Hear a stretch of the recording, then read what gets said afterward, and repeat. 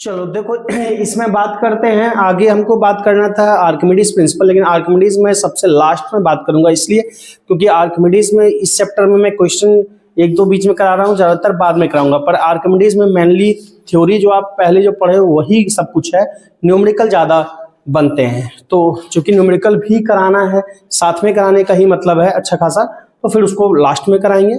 बाकी अभी आगे आ जाते हैं, ठीक है। हाँ, ज्ञान का बोल रहा था वाला, ज्ञान दे देंगे। अभी सिलेबस बहुत बच्चा, जरा सा उसको पूरा करें, फिर ज्ञान जो है प्रवचन बात करेंगे। देखो, प्रवचन सुनने में अच्छा लगता है और ठीक भी चीज है, टॉनिक है, पर वो टॉनिक रहता नहीं है। तुम मोटिवेशन कुछ देर, कुछ घंटा, कुछ दिन रहता है, अल्टीमेटली तुम्हारे साथ तुम्हारा डिसिप्लिन रहता है।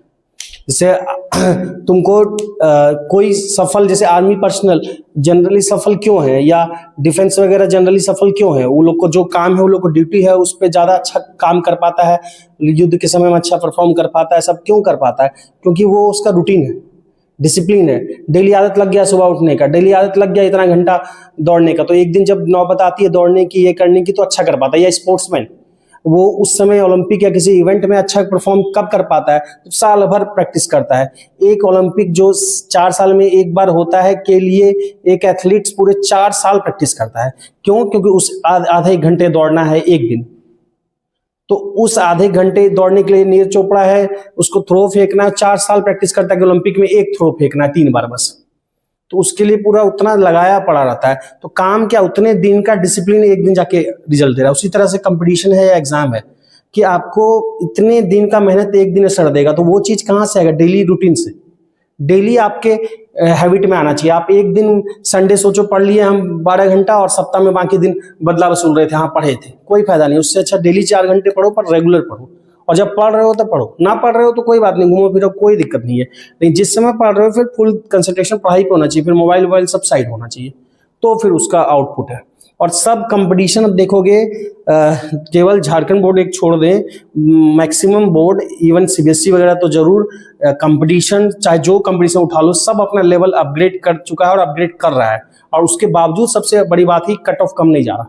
क्यों? क्योंकि रिसोर्स बढ़ गए हैं, सबको अवेलेबल है। गांव में बैठा बच्चा, कहीं बैठा बच्चा, अपने नेट सोर्स है, ये है दुनिया जहाँ के लेक्चर एसेस कर सकता है, मटेरियल की कमी नहीं है, तो सबको एक प्लेटफॉर्म पे आ गया। मटेरियल और रिसोर्स नहीं है कि कहीं एक पर्टिकुलर शहर या बड़े शहर में, कहीं बैठा बैठा बच्चा कहीं का लेक्चर कुछ भी देख सुन सकता है, कोई मटेरियल अवेलेबल करा सकता है, नहीं ऑनलाइन बुक मंगा सकता है, तो कहीं भी बैठा बच्चा पढ़ सकता है। तो वो भी भूख है उसमें, जिसको नहीं मिला है उसको भूख ज्यादा है।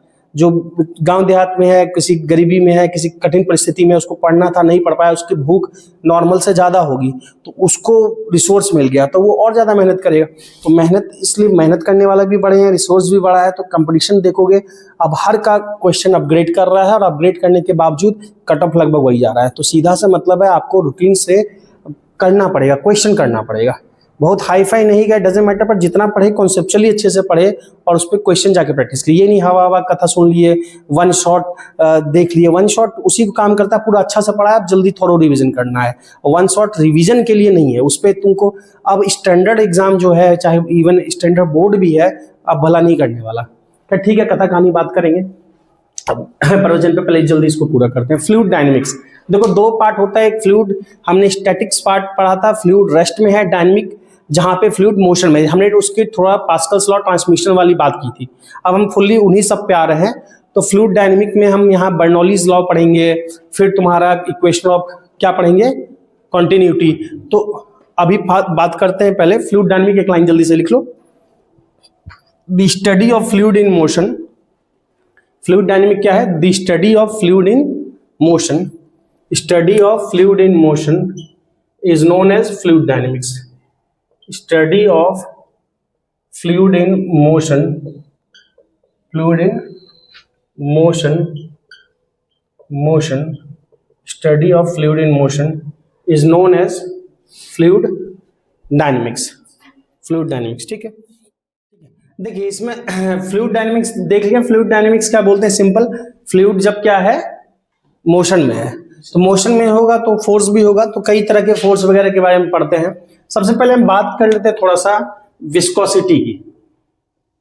विस्कोसिटी क्या है देखेंगे, ठीक है। Viscosity,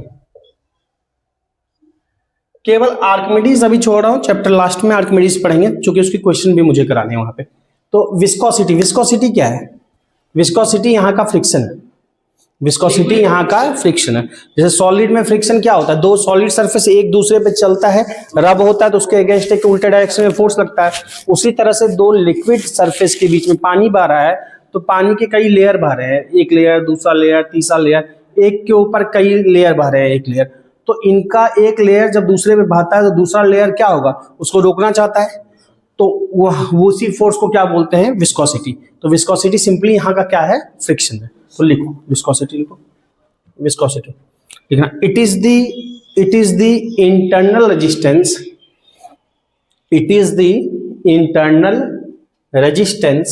resistance offered by, internal resistance offered by one layer of fluid, offered by one layer of fluid to the other layer, offered by one layer of fluid to the other layer। ठीक है, other layer नीचे लिख लो, नीचे लिख लो, इसी की viscosity के बारे में ही नीचे लिखो। it is the measure of या जो लिखना है it is a measure of, it is a measure of how resistive, it is a measure of, board पे लिखा है how resistive, measure of how resistive the fluid is to flow, how resistive the fluid is to flow, यानी fluid के flow में कितना रुकावट register हो रहा है, कितना रुकावट देखा जा रहा है। Resistive the fluid is to flow, clear? Fluid to flow, हाँ ठीक है, fluid is to flow, fluid is to flow. ठीक, नीचे लिखना, एक लाइन और लिखो, नीचे लिखो viscosity is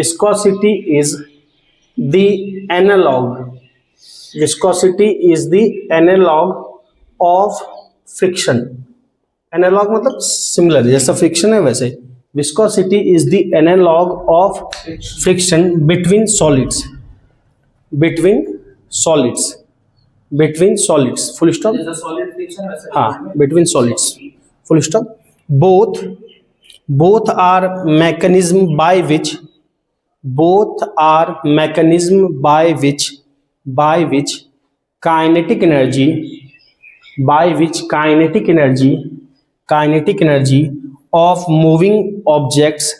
kinetic energy of moving objects can be transformed into thermal energy। kinetic energy of moving object can be transformed into thermal energy। Friction में भी वही बात होता है, यहां भी वही बात होता है। फ्रिक्शन में क्या होता है? रविंग का अल्टीमेट जो एनर्जी लॉस है वो किस फॉर्म में होता है? फ्रिक्शन के का जो अल्टीमेट लॉस है किसके फॉर्म में होता है? हीट के फॉर्म में। हाथ रब करते हो, कोई चीज किसी सरफेस से रब होता है, क्या होता है? हीट निकलती है। तो अल्टीमेट जो एनर्जी का लॉस होता है किस फॉर्म में होता है? हीट में। यहाँ भी दो लेयर अगर एक दूसरे पे फ्लो करता है ना, तो क्या होगा? हीट अपीयर होगा। दो तुम्हारा ऑयल ही बह रहा है, ऑयल का एक लेयर दूसरे लेयर पे बहेगा, क्या होगा? हीट अपीयर होगा। फ्रिक्शन के कारण यहाँ भी रबिंग होगी, क्या अपीयर होगा? हीट होगा, दो सरफेस के बीच में। क्लियर बात है? अब क्या है, इससे रिलेटेड एक लॉ दिया गया है, यहाँ भी न्यूटन जी हैं, न्यूटन का बहुत कंट्रीब्यूशन है इधर। तो न्यूटन्स ने लॉ दिया है, न्यूटन्स लॉ ऑफ विस्कोसिटी। देखते हैं न्यूटन्स लॉ ऑफ विस्कोसिटी, तो क्या दिया है न्यूटन के लॉ, न्यूटन ने क्या बताया देखते हैं। तो न्यूटन्स लॉ ऑफ विस्कोसिटी, देखो ये सिंपली क्या बात कर रहा है, दो लेयर है, देखो दो लेयर है, हमने लिक्विड के दो लेयर देखा एक के ऊपर एक, लिक्विड के दो लेयर देखा एक के ऊपर एक। चूंकि मुझे समझाना है तो इनके बीच गैप दिख रहा है, दरअसल ये गैप बहुत कम है या फिर नहीं ही समझो नेग्लिजिबल है। दो लेयर जो है उसके बीच का गैप नहीं समझो या फिर नेग्लिजिबल है। कहने का मतलब क्या है कि पानी ही बह रहा है या ऑयल ही बह रहा है, कोई भी लिक्विड बह रहा है या फ्लूइड, तो एक लेयर दूसरे लेयर, तो हमने दो कंसेक्यूटिव लेयर लिया, एक लेयर और उसके जस्ट ऊपर वाला दूसरा लेयर, तो दो लेयर हमने फिगर में दिखाया। अब ये दोनों लेयर जस्ट ऊपर है, क्योंकि मुझे दिखाना है इसके बीच क्या हो रहा है वो समझाना है, इसलिए मैंने थोड़ा गैप ले लिया। ठीक, जस्ट एक के ऊपर ही दूसरा लेयर है। ठीक, अब एक बात समझो कि कोई लिक्विड बह रहा है, जैसे पानी ही बह रहा है या कोई भी लिक्विड इस तरह से बह रहा है, एक लेयर, फिर उसके ऊपर एक लेयर, फिर उसके ऊपर एक लेयर, फिर उसके ऊपर एक लेयर, तो हमने कोई दो कंसेक्यूटिव लेयर लिया, एक और उसके जस्ट ऊपर वाला दूसरा लेयर। ठीक, अब एक बात समझो, तो दोनों लेयर जो होगा, ये वाला लेयर जो है, फिगर चूंकि बोर्ड है तो बोर्ड में आपको इस तरह से नहीं दिखेगा ना, ये चीज नहीं दिखेगा, ऐसे बहता हुआ चीज ऐसे बहता हुआ बोर्ड पे नहीं दिखेगा, बोर्ड पे हमको टिल्ट दिखाना पड़ेगा। तो ये लेयर मान लो x हाइट पे है, ये लेयर x हाइट पे है, तो दूसरा लेयर इससे जस्ट ऊपर वाला लेयर है, तो दोनों के बीच में गैप नेग्लिजिबल है, बहुत कम, तो कितना आया है, तो हमने बोला dx है। एक लेयर x हाइट पे लिया, दूसरा रेफरेंस बॉटम कहीं से ले लिया, बॉटम कोई भी पॉइंट हो सकता है जो दोनों के लिए कॉमन है, तो उस कॉमन पॉइंट से एक x हाइट पे लेयर है, दूसरा जस्ट ऊपर है, तो थोड़ा ऊपर कितना हमने बोला dx ऊपर, तो उसकी हाइट क्या हो जाएगी x प्लस dx। अब दोनों लेयर बह रहा होगा, समझो ये लेयर, ये जो लेयर है इसकी वेलोसिटी जिससे बह रहा है फ्लूइड ये v है, तो दूसरे लेयर की वेलोसिटी इससे थोड़ा ज्यादा होगा कि थोड़ा कम होगा, थोड़ा ज्यादा होगा, ज्यादा होगा, थोड़ा ज्यादा होगा, v प्लस डी वी। आप दो तीन तरीके हैं सोचने के, एक सोच सकते हो ऐसे, एक तो सिंपल आप पानी का ही सोचो, मतलब नदी से पानी बहता है तो करंट जो होता है ना, जो फ्लो आपको बहुत तेज दिखता है वो ऊपर ज्यादा होता है, नीचे पानी लगभग शांत होता है। ये तो ऐसे प्रैक्टिकल हो गया सोचने का। और ऐसे भी सोचते हो ना कि जितने तुम्हारा ऊपर का लेयर होगा तो उसको रोकने वाला कम होगा, फ्रिक्शन लगाने के लिए कम अवेलेबल है, मतलब विस्कोसिटी लगाने के लिए कम सरफेस अवेलेबल है, तो वो ज्यादा स्मूथली बह पाएगा, मतलब ज्यादा तेजी से बह पाएगा, नीचे को पकड़ने वाला है फ्रिक्शन लगाने के लिए। तो खैर इसकी वेलोसिटी मान लो v है, इससे जस्ट ऊपर वाले की वेलोसिटी कुछ ज्यादा होगी, हमने बोला v प्लस dv है। दोनों लेयर किधर बह रहा है, मान लो राइट साइड दिखाया, तो फ्रिक्शन किधर लगेगा, लेफ्ट साइड, तो दोनों के बीच में जो फ्रिक्शन लगेगा, ये जिसको विस्कोसिटी यहाँ बोलते हैं, वो f होगा इधर। क्लियर है यहाँ तक, कोई दिक्कत? अब न्यूटन ने क्या बताया, अच्छा ये दोनों लेयर हमने दो एक जैसा लेयर कंसीडर किया, तो इन दोनों लेयर का जो क्रॉस सेक्शन एरिया है वो कितना है, तो हमने बोला a है, एरिया जो है दोनों का कितना है, a है, इसका दोनों लेयर का, इसका भी, दोनों का एरिया कितना है, a है। ठीक, अब न्यूटन्स लॉ के अकॉर्डिंग क्या बोलता है, एक इधर दिख रहा है ना, हाँ सर, अकॉर्डिंग टू इट, अब इस लॉ के अकॉर्डिंग क्या कहना है कि फोर्स ऑफ विस्कोसिटी, जैसे वहां पे होता है फोर्स ऑफ फ्रिक्शन, तो force of viscosity, force of जो एफ से दिख रहा है viscosity, force of viscosity, viscosity कैसे लग रहा है दोनों लेयर के बीच में, एक्टिंग, दोनों लेयर के बीच में कैसे लग रहा है, दोनों रबिंग हो रहा है, जो टेंजेंशियली लग रहा है ना, पहले acting tangentially, acting tangentially between two layers, acting tangentially between two layers is proportional to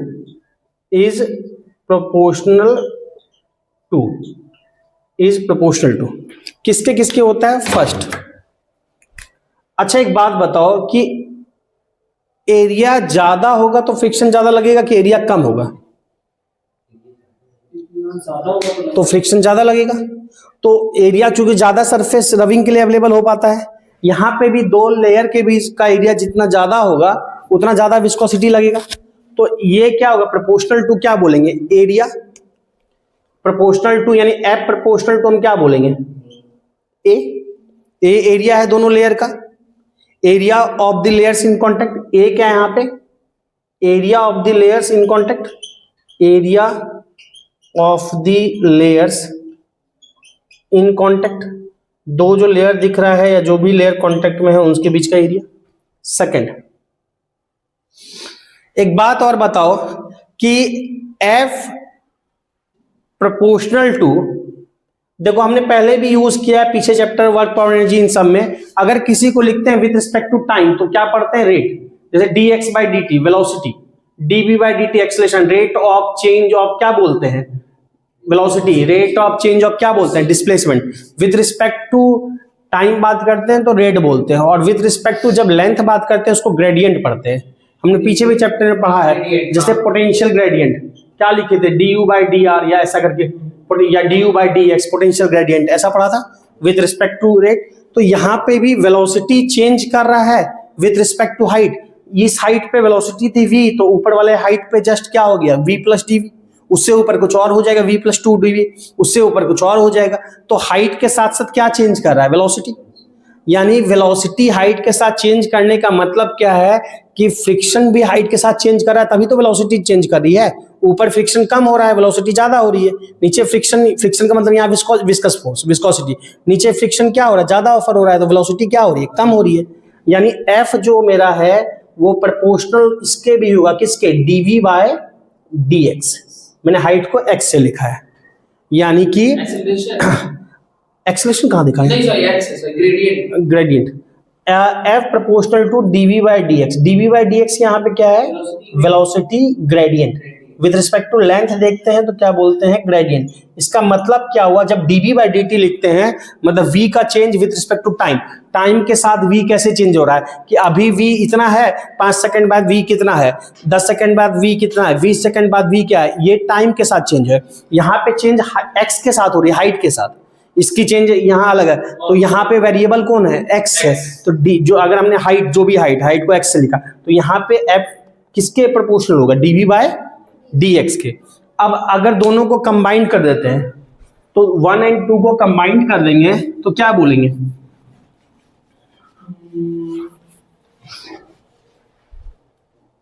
from 1 और 2 कंबाइन अगर कर रहे हैं तो दोनों को कंबाइन कर देंगे। कंबाइन करके लिखेंगे तो क्या लिखेंगे? F proportional to a dv by dx। Proportionality हटाना है तो कोई कांस्टेंट लगाना पड़ेगा, तो कांस्टेंट यहाँ पे जो लगाते हैं उसको ईटा से लिखें, या फिर कई जगह किसी बुक में न्यू से भी लिखते हैं। न्यू फ्रिक्शन के लिए फ्रिक्शन कोफिशिएंट यूज होता था, F proportional to n, F equal to nu n। तो यहाँ विस्कोसिटी का कोफिशिएंट है, न्यू से भी लिख सकते हैं, या यहाँ पे ईटा ज्यादा यूज करते हैं। सिंबल है, सिंबल कोई भी यूज करो। तो ये n क्या है? सिंबल है ना, जैसे इसको न्यू पढ़ते हैं, इसको क्या पढ़ते हैं? ईटा। ईटा पत्थर नहीं, ईटा। तो F इक्वल टू ईटा क्या लिखेंगे? a dv by dx। और एक काम करते हैं, माइनस लगा दिया। माइनस क्यों लगाया? क्योंकि फ्रिक्शन फोर्स अपोजिट लगेगा, ठीक है ना, वेलोसिटी के उल्टा लगेगा। तो F equal to minus eta a dv by dx। Eta यहाँ पे क्या है? कांस्टेंट ऑफ प्रोपोर्शनलिटी, जिसको क्या बोलेंगे? Constant of proportionality. वहां पे बोलते थे, याद करो क्या बोलते थे? कोफिशिएंट ऑफ फ्रिक्शन, फ्रिक्शन बोलते थे। कांस्टेंट प्रोपोर्शनलिटी, यहाँ पे कोफिशिएंट ऑफ क्या बोलेंगे? Viscosity, called coefficient of viscosity. Eta को क्या बोलते हैं? Coefficient of viscosity. पहले बताओ, इतनी बातें क्लियर है? अब इतना को नोट कर लो, फिर हम आगे काफी चीजें बात करेंगे। तो F equal to minus eta a dv by dx। फिर मैं डेफिनेशन भी बात करूंगा, ये चीजें लिखेंगे भी कैसे आया, और आगे यूनिट वगैरह भी बात करेंगे। इतना नोट डाउन कर लो। देखो जैसे यहाँ पे ईटा क्या है? Coefficient of viscosity. वहां पे क्या आता था? Coefficient of friction. Coefficient of friction क्या बताता था कि फ्रिक्शन कितना ज्यादा है। फ्रिक्शन में दो चीजें याद करो, बोला था, एक F equal to nu N आया था ना, तो F equal to nu N में क्या बोला था? F क्या है? फोर्स ऑफ फ्रिक्शन, और न्यू क्या है? Coefficient of friction. तो F किस पे डिपेंड कर रहा था? N पे डिपेंड कर रहा था, न्यू पे कर रहा था। पर न्यू किस पे डिपेंड कर रहा? ना ही F पे ना N पे, वो किस पे डिपेंड कर रहा था? मटेरियल पे। कि अगर मान लो किसी को रब कराएं, फ्रिक्शन में बताया था डिटेल, मान लो इसी को रब कराएं, इसको रब कराएं इस पे, हाथ पे, इसी को रब कराएं, उतने ही फोर्स से टाइल्स पे, उतने ही फोर्स लगाए रेत पे, उतने ही फोर्स लगाए रोड पे। हर जगह ये क्या एक जैसा जाएगा? नहीं, सब जगह तो हम फोर्स बराबर ही लगा रहे हैं। फिर क्या है? मटेरियल में डिफरेंस। उसी को कौन बताता था? New coefficient of friction. इसी तरह से दो लिक्विड भी अलग अलग, पानी के बीच अलग फ्रिक्शन लग सकता है, ऑयल के बीच अलग लग सकता है, अलग अलग ऑयल में भी तुम्हारा पेट्रोल के बीच लग सकता है, डीजल के बीच लग सकता है, तुम्हारा सरसों तेल के बीच लग सकता है। तो अलग अलग के बीच अलग अलग लगेगा, उसको बताने के लिए कौन है? ईटा। तो ईटा भी यहाँ किस पे डिपेंड कर रहा है? नेचर पे। जो लिक्विड यूज किया उसका नेचर क्या है। तो नोट देके कुछ बातें लिखो, नोट लिखो। कोफिशिएंट ऑफ फ्रिक्शन पूरा लिखना है तो लिख सकते हो, या शॉर्ट में सीधा ईटा लिखो। ईटा डिपेंड्स ऑन, नोट में लिखना, नोट में ऐसा करो उसको, नोट में फर्स्ट पॉइंट डाल दो। नोट में फर्स्ट लिखना eta depends on nature of liquid. Eta depends on, किस पे डिपेंड करता है ये? नेचर ऑफ लिक्विड, कि लिक्विड कौन सा लिया है, किस टाइप का, थिकर है, थिनर है, क्या है। Depends on nature of liquid, nature of liquid, and gives A measure of viscosity, and gives A measure of viscosity, measure of viscosity. Clear है? फर्स्ट। सेकेंड पॉइंट लिखो, नोट में second लिखो। अच्छा, यहाँ पे एक चीज और माइनस दिख रहा है, सही माइनस बताया कि ये किधर लगता है? फोर्स अपोजिट लगता है, तो इसी बात को लिखो। Here negative sign indicates that, second, here negative sign indicates that, negative sign indicates that viscous force acts, indicates that viscous force acts in a direction, viscous force acts in a direction opposite to, in a direction opposite to the direction of motion, opposite to the direction of motion of the liquid, direction of motion of the liquid। यानी liquid जिधर बह रहा है उसके क्या लगेगा? Opposite लगेगा। ठीक, अच्छा है। एक सिंपल सा डिफाइन करने आता है कि कोफिशिएंट ऑफ विस्कोसिटी को डिफाइन करो, तो आसान तरीका, किसी को भी डिफाइन करने का तरीका हमने बताया था। सबसे आसान क्या होता है कि जो लिखा है ईटा को इक्वल टू एफ बोल दो। कब बोलोगे? जब इसको 1 कर दो और इसको 1 कर दो, बाकी अदर टर्म्स को 1 कर दो और इक्वेट करा दो, वैसे डिफाइन कर सकते हैं। तो डेफिनेशन अगर मैं बोलूं ईटा का, तो सिंपल क्या करते हैं, इफ मान लो a इक्वल टू हम बोल दिए 1, a को कर दिए 1 और dv बाई dx को भी क्या कर दिए 1। अगर दोनों को 1 बोलेंगे तो f इक्वल टू ईटा बोलेंगे मैग्नीट्यूड वाइज, माइनस साइन तो डायरेक्शन को बता रहा है ना, तो मैग्नीट्यूड वाइज बोलेंगे f इक्वल टू ईटा। कोई दिक्कत? यानी हम डिफाइन ऐसे आसानी से कर सकते हैं, coefficient of viscosity may be defined as क्या? Viscous force. किसके लिए? यूनिट एरिया क्या 1? Velocity gradient. मतलब दो लेयर के बीच वेलोसिटी का डिफरेंस 1 हो, दोनों का क्रॉस सेक्शन एरिया 1 हो, तो उस केस में कोफिशिएंट ऑफ विस्कोसिटी को बोल सकते हैं may be equal to viscous force. यानी coefficient of viscosity may be defined as viscous force. किसके लिए? यूनिट एरिया, हाँ अपोजिट डायरेक्शन में, यूनिट एरिया इन कांटेक्ट किसके लिए? Unit velocity gradient. मतलब दो लेयर के बीच जो वेलोसिटी का डिफरेंस है कंसेक्यूटिव के बीच, वो 1 मीटर पर सेकेंड है। बात समझ में आ रही है? तो कोई जरूरी नहीं है कि जो मैं अभी लिखा दूंगा स्टैंडर्ड, जो मैं लिखा दूं वही लिखो रटा रटाए, आपको कॉन्सेप्ट समझना है, एग्जाम में खुद लिख सको। ठीक है ना? तो लिख लो, तो मैं लिखा दे रहा हूँ, लिख लो। हेंस ये ऐसा लिख लिए, इसको नीचे लिख लो, ये लिख लो जल्दी से। If a equal to 1, dv by dx equal to 1, then f equal to हम क्या बोल सकते हैं? ईटा। नीचे लिखो, hence coefficient of viscosity may be defined as, coefficient of viscosity may be defined as the tangential viscous force, defined as the tangential, चूंकि tangentially लगता है viscous force, tangential viscous force required to maintain, tangential viscous force required to maintain a unit velocity gradient, required to maintain dv by dx को क्या करना है 1, required to maintain a unit का मतलब 1 velocity gradient, unit velocity gradient between its two parallel layers, between its two parallel layers, दो layer एक दूसरे के पैरेलल है, 2 parallel layers each of unit area, between its 2 parallel layers each of unit area, each of unit area. Clear बात, कोई दिक्कत नहीं। अब इसके यूनिट पे आते हैं, कई तरीके से यूनिट लिखते हैं, तुम देखते हैं। कोएफिशिएंट ऑफ विस्कोसिटी का यूनिट, डायमेंशन, सब पे बाहर रहेंगे। पहले डायमेंशन निकालते हैं, आसान सा है, पहले डायमेंशन आते हैं।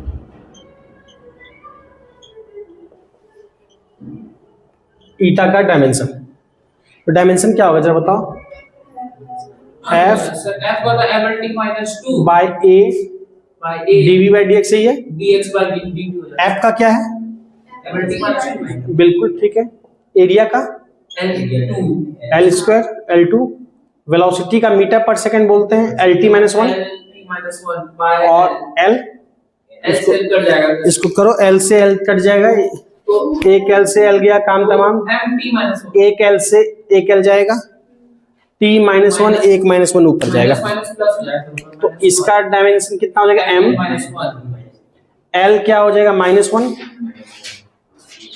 और टी ये ऊपर जाएगा, कितना होगा प्लस वन, या कैंसिल कराओगे माइनस वन, तो M L minus one T minus one, ये कोएफिशिएंट ऑफ विस्कोसिटी का क्या हो गया, डायमेंशन हो गया।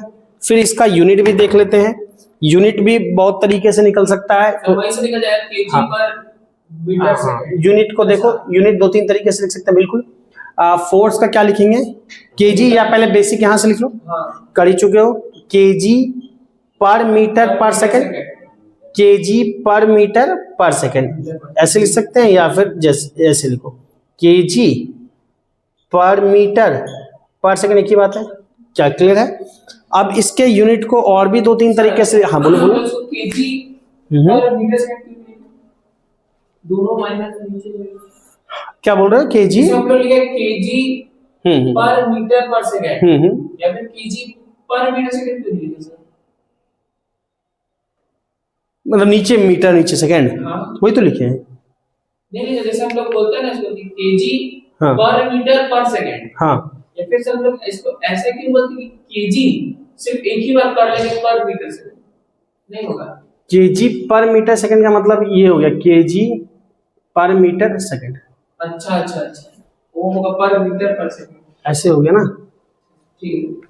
या फिर बोलोगे केजी बाय मीटर सेकंड, ये हो गया। और देखते हैं इसके यूनिट को दो तीन तरीके से और लिखा जाता है, लिखा जा सकता है। एक तो इसको बेसिक में तोड़ दिए एकदम, केजी मीटर सेकंड, तो ये हो गया। एक यहां से अगर देखोगे तो फोर्स का क्या है, यहां से अगर देखते हो ईटा, फोर्स का क्या होगा न्यूटन, तो न्यूटन, एरिया का क्या होगा मीटर स्क्वायर, वेलोसिटी का क्या बोलोगे मीटर पर सेकंड, और डिस्टेंस का क्या बोलोगे मीटर, ये बोलेंगे। तो इससे ये चला गया तो सेकंड ऊपर चला जाएगा, तो एक यूनिट ये भी लिख सकते हैं सही में, क्या बोलेंगे न्यूटन सेकंड पर मीटर स्क्वायर, ये और न्यूटन पर मीटर स्क्वायर को कुछ बोलते हैं क्या क्या बोलते हैं, प्रेशर हाँ, force per unit area pascal, pascal second, तो एक यूनिट इसका पास्कल सेकंड भी बोलते हैं। तो ये सब इसकी यूनिट बोलते हैं, ठीक है। तो ये सब यूनिट इसकी बोलते हैं। ये सब यूनिट किस में देखा, ये चाहे देखिए, ये ऐसा यूनिट है, ठीक है, ऐसा यूनिट है, ये भी ऐसा यूनिट है। अच्छा, सीजीएस में अगर लिखना हो तो रिलेशन जरा देखना, अगर सीजीएस में लिखना हो, बेसिक में तोड़ रहा हूँ, सीजीएस एसआई में मैं रिलेशन चाह रहा हूँ क्या होगा, तो देखो 1 kg मीटर 1 kg पर मीटर सेकंड, इसको सीजीएस में कन्वर्ट करने जरा देखना। 1 kg कितने ग्राम के इक्वल होता है, 1000 ग्राम, 10 टू द पावर 3 ग्राम लिख सकते हैं। और 1 मीटर कितना सेंटीमीटर, 100 सेंटीमीटर, और सेकंड तो सेकंड ही है, तो ये कितना हो जाएगा 10, 2 और 3 एक जाएगा, एक होगा 10 ग्राम सेंटीमीटर सेकंड, ये बोलेंगे। तो 10 ग्राम सेंटीमीटर सेकंड। अच्छा, पता है इसमें सीजीएस में ग्राम सेंटीमीटर पर सेकंड को पॉइस बोलते हैं, POISE। सीजीएस में ग्राम, इसको क्या बोलते हैं, सेंटीमीटर पर सेकंड को बोलते हैं पॉइस। सीजीएस में, इन सीजीएस 1 ग्राम सेंटीमीटर पर सेकंड, सीजीएस में इसको बोलते हैं 1 पॉइस। सीजीएस में इसको कितना बोलते हैं? 1 पॉइस। तो एक बात बताओ जरा कि ये कितना हो जाएगा? 1 kg मीटर पर सेकेंड, इसको बोल सकते हैं ग्राम सेंटीमीटर पर सेकेंड की जगह पॉइस, तो इसको बोल सकते हैं इक्वल टू 10 पॉइस, बोल सकते हैं। तो 1 ग्राम सेंटीमीटर पर सेकेंड को 1 पॉइस बोलते हैं, तो इसके जगह 10 पॉइस, यानी 1 पॉइस इक्वल टू क्या बोलेंगे? 10 को उधर भेज देगा, 1/10 यानी 0.1 kg मीटर पर सेकेंड। इतनी बातें क्लियर है?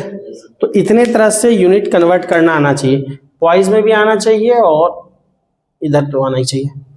ठीक है, हाँ कहाँ खोई बोलेगा? हाँ 1 सेकेंड, सेकेंड को सेकेंड ही दिया, हटा दो, 1 को ना भी लिखोगे कोई दिक्कत नहीं। तो क्लियर हुआ? कोई दिक्कत तो बोलो। 1 ग्राम सेंटीमीटर पर सेकेंड को क्या बोलते हैं? 1 पॉइस। तो दो रिलेशन, एक तो इधर ऐसा ही में आया ही, सीजीएस में 1 पॉइस इक्वल टू होता है 0.1 kg मीटर पर सेकेंड के।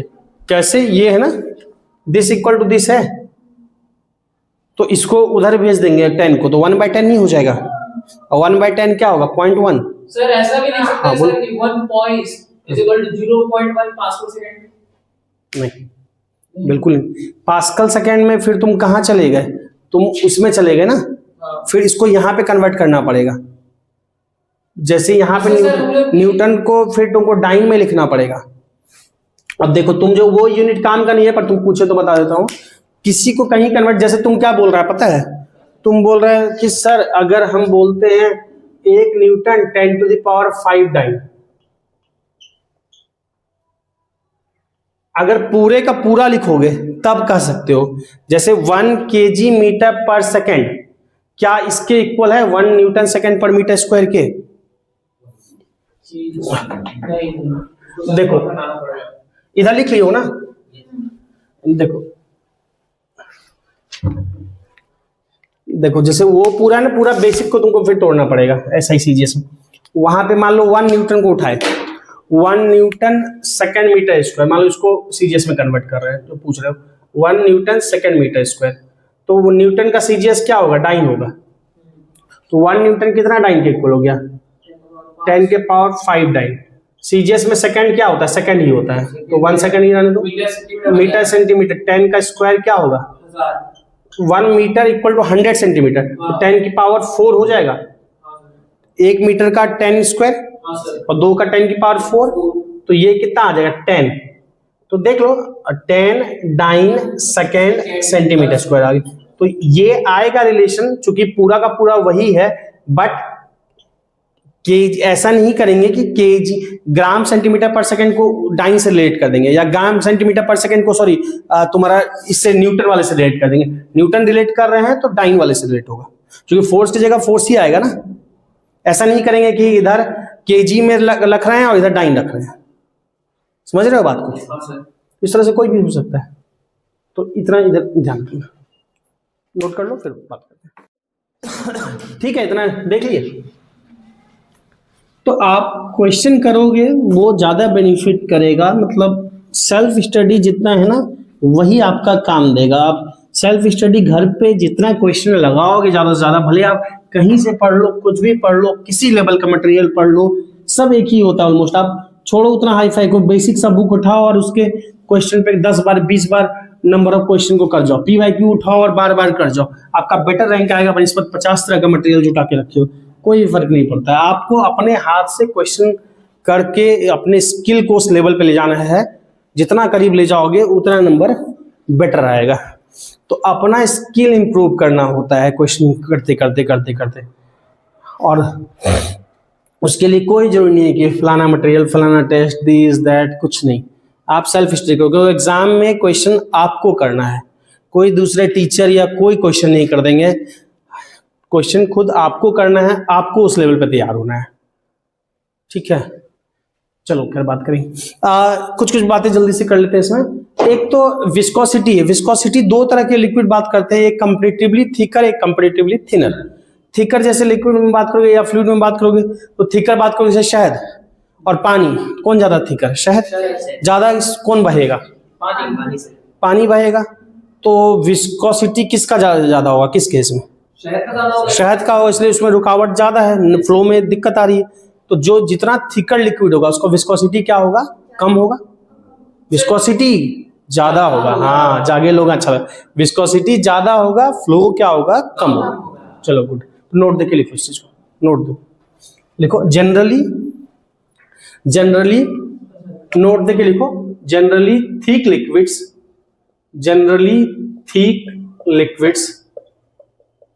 थिक लिक्विड्स लाइक, थिक कौन सा, जैसे कोलतार, अलकतरा देखो ना रोड वगैरह में जो होता है। इसको कंसीडर किया जाएगा। James semi liquid, James solid में आ जाता है।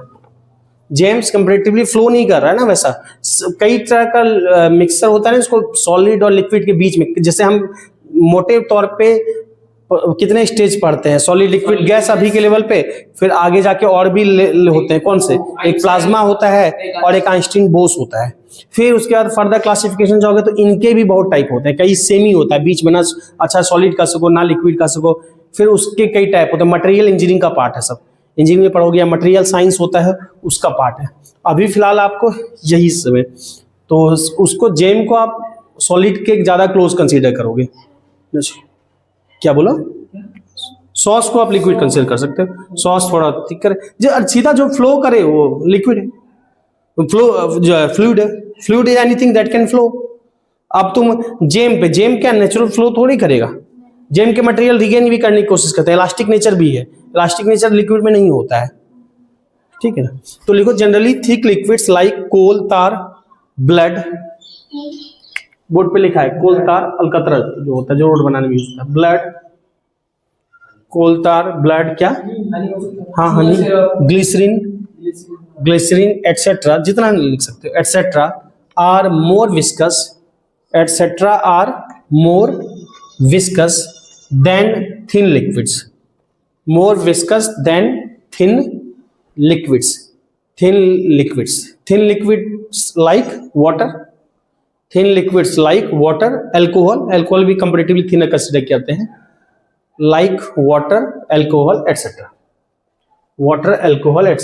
क्लियर बात इतना। अब देखो विस्कोसिटी के बारे में और बात करें तो इतना ही करें।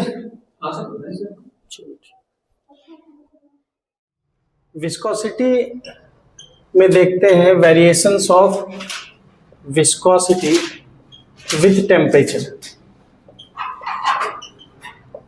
अलग अलग हमने विस्कोसिटी में बात किया, अभी विस्कोसिटी का वेरिएशन देखते हैं टेम्परेचर से।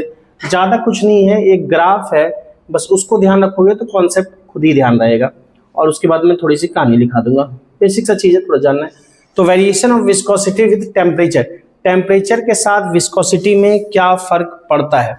तो विस्कोसिटी ऐसे बना लिया, इधर ईटा से लिखते हैं, टेम्परेचर T है, ये तुम्हारा एक ग्राफ ये बन गया और एक ग्राफ ये बन गया। इन दोनों में से कौन, एक लिक्विड का ग्राफ है, एक गैस का ग्राफ है, कौन सा लिक्विड का होगा, कौन सा गैस का? ऊपर वाला लिक्विड का। क्यों बालक? और नीचे वाला गैस का। वो तो ठीक है, किसी न किसी का होगा, क्यों? एक टेम्परेचर, हाँ, तो लिक्विड में देखोगे टेम्परेचर बढ़ रहा है तो विस्कोसिटी क्या हो रही है, कम हो रही है, और गैस में टेम्परेचर बढ़ेंगे तो विस्कोसिटी क्या होगी, बढ़ेगी। ऐसा क्यों होता है? ऐसा इसलिए होता है, अच्छा दो तरह के फोर्सेस आपको पता है ना, दो तरह के फोर्सेस पता है, नहीं पता तो साइड में कहीं लिख लो, ऐसे पता होगा तो अच्छी बात है। एक ये सुने हो, एक कोहेसिव फोर्स, क्या होता है दोनों? कोहेसिव अलगाव का, एडिसिव जुड़ाव का, अलगाव का, और बोलो बलक, जैसे एडिसिव गम होता है, क्या क्या बोलो? हाँ, खींचते हैं, और एडहेसिव क्या करते हैं, दूर भगाते हैं, उल्टा बोल दिया तो अच्छा बोलो, जो गलत सही जो हम जानते हैं बोलो, कुछ नहीं। सर एडिसिव जैसे नहीं ना, एडिसिव गम। हाँ तुम तो बता दिया, तुम्हारा समझ गया क्या बोलना चाह रहा है बालक, क्या बोलना चाह रहा है? एक गम का है, खुशी का है, तो दोनों अट्रैक्टिव है बालक। को का मतलब होता है सेम, सेम या सिमिलर, सिमिलर मॉलिक्यूल के बीच लगने वाला फोर्स क्या बोलते हैं, कोहेसिव और डिफरेंट मॉलिक्यूल के बीच लगने वाला फोर्स क्या है? अट्रैक्टिव। ये है बिटवीन सिमिलर मॉलिक्यूल्स, और ये है बिटवीन डिफरेंट मॉलिक्यूल्स। दोनों अट्रैक्टिव ही है।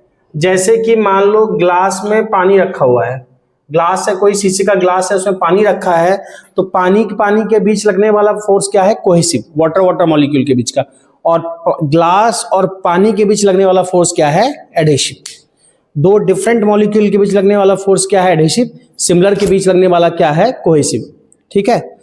पत्ते पे पानी का ड्रॉप गिरा है, तो पानी के बीच लगने वाला फोर्स क्या है? कोहेसिव। पत्ते और पानी के बीच लगने वाला क्या है? एडहेसिव। तो बात समझ में आए? तो कोहेसिव होता है बिटवीन सिमिलर मॉलिक्यूल लगने वाला force, adhesive between different molecules force. ठीक। अच्छा, खैर मैं तो इस ग्राफ पे आ रहा था। लिक्विड में क्या होता है, क्या कि ईटा यानी कि विस्कोसिटी को लिखते थे, टेम्परेचर बढ़ाने से विस्कोसिटी घटती है। सॉलिड में क्या, गैस में क्या होता है? विस्कोसिटी बढ़ती है। क्यों? क्योंकि गैस के मॉलिक्यूल अपने ही रैंडम मोशन में होते हैं। लिक्विड और गैस में, गैस के मॉलिक्यूल के बीच में गैप बहुत ज्यादा होता है कंपेयर टू लिक्विड और सॉलिड और गैस। सॉलिड में बिल्कुल कम मॉलिक्यूलर स्पेस होता है, लिक्विड में उससे ज्यादा गैप होता है, गैस में बहुत ज्यादा। लेकिन फिर भी अगर करीब पाओगे ना, सॉलिड लिक्विड का गैप उतना बड़ा नहीं है जितना कि लिक्विड और गैस का है। लिक्विड गैस के बीच इतना बड़ा गैप हो जाता है कि रैंडम मोशन में होता है, रैंडम मोशन में आ जाते हैं। तो गैस के मॉलिक्यूल रैंडम मोशन में होते हैं, यानी इसके बीच लगने वाला फोर्स क्या है?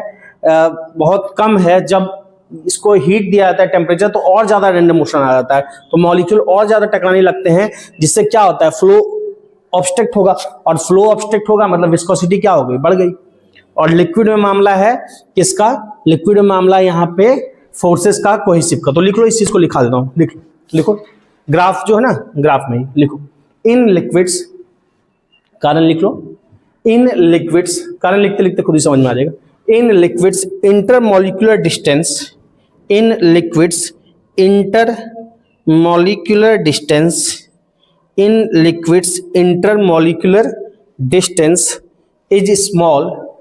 is small, intermolecular distance is small, and hence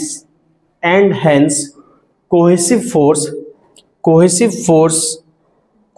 forces are large, and hence cohesive forces are large. Cohesive force क्या होता है? लिक्विड में लार्ज होता है। Full stop. With rise in temperature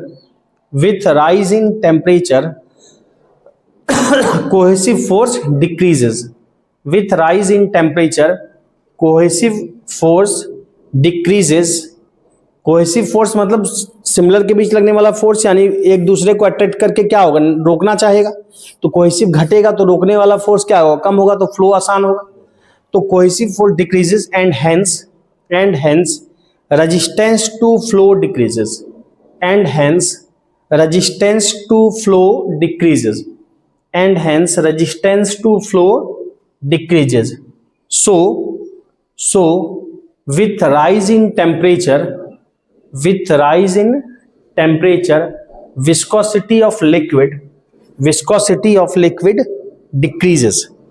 Viscosity of liquid decreases. ठीक, viscosity of liquid decreases. Paragraph change करके नीचे gas के बारे में लिख लो। लिखो इन केस ऑफ गैसेस, गैस में कोहेसिव की बात नहीं करते, क्योंकि मॉलिक्यूल रैंडम मोशन में होता है, तो यहाँ कोहेसिव फोर्स बहुत कम लगता है।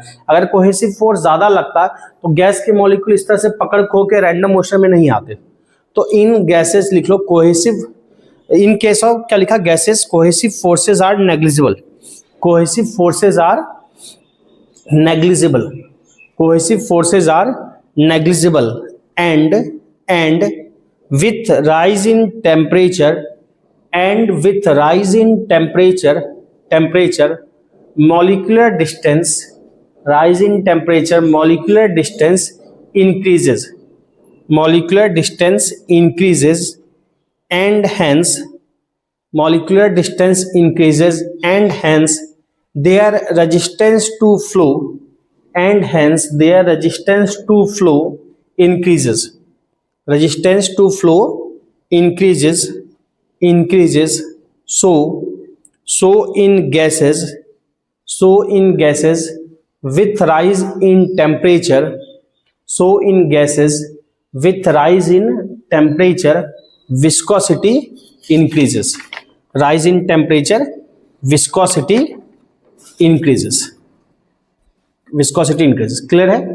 तो आपको सिंपली ग्राफ ध्यान रखना है, ज्यादा कहानी की मतलब नहीं है। लिक्विड में घटता दिख रहा है, गैस में बढ़ता दिख रहा है। आपको सिंपली ऐसे दे दिया जाए, बोले कौन किसका ग्राफ है, तो पता होना चाहिए ये लिक्विड का है, ये गैस का है। लिक्विड में ज्यादा डोमिनेट कौन करता है? Cohesive force. तो उसकी वजह से क्या हुआ? टेम्परेचर बढ़ा, कोहेसिव फोर्स घटा, तो फ्लो आसान हुआ, विस्कोसिटी घटी। गैस में ऑलरेडी रैंडम मोशन में होता है, कोहेसिव फोर्स नेग्लिजिबल होता है, और ज्यादा हीट देंगे और ज्यादा रैंडम मोशन में आ जाएगा, तो क्या होगा? विस्कोसिटी बढ़ेगी। तो जल्दी से ग्राफ बना लो, फिर बात करते हैं। अब हम दो चीजें देखेंगे, एक इक्वेशन ऑफ कंटिन्यूटी देखेंगे और एक बर्नौलीज देखेंगे, दोनों इंपॉर्टेंट है। तो उस दोनों जो वैलिड है वो किसके लिए वैलिड है? तो दैट इज आइडियल फ्लूइड के लिए। तो उससे पहले हमको जानना चाहिए आइडियल फ्लूइड। आइडियल फ्लूइड क्या कहते हैं? वैसे फ्लूइड को आइडियल कहेंगे जिसमें हम 4 एजम्पशन लेते हैं। केवल हल्का ना चर्चा किए होंगे कभी, मतलब अभी डिटेल इसको देखना है। हाँ हाँ हाँ। तो इसमें आइडियल फ्लूइड जो है तुम्हारे 4 टाइप के बताया था, या 4 टाइप के एजम्पशन होते हैं। ये एजम्पशन काफी इंपॉर्टेंट है। अगर ये एजम्पशन होगा तभी फ्लूइड को आइडियल बोलेंगे। क्लोज टू आइडियल अगर मैं बात करता हूँ, तो क्लोज टू आइडियल बिहेवियर जो करता है, लिक्विड में बात करें तो वाटर को ट्रीट कर सकते हैं और गैस में एयर को करते हैं।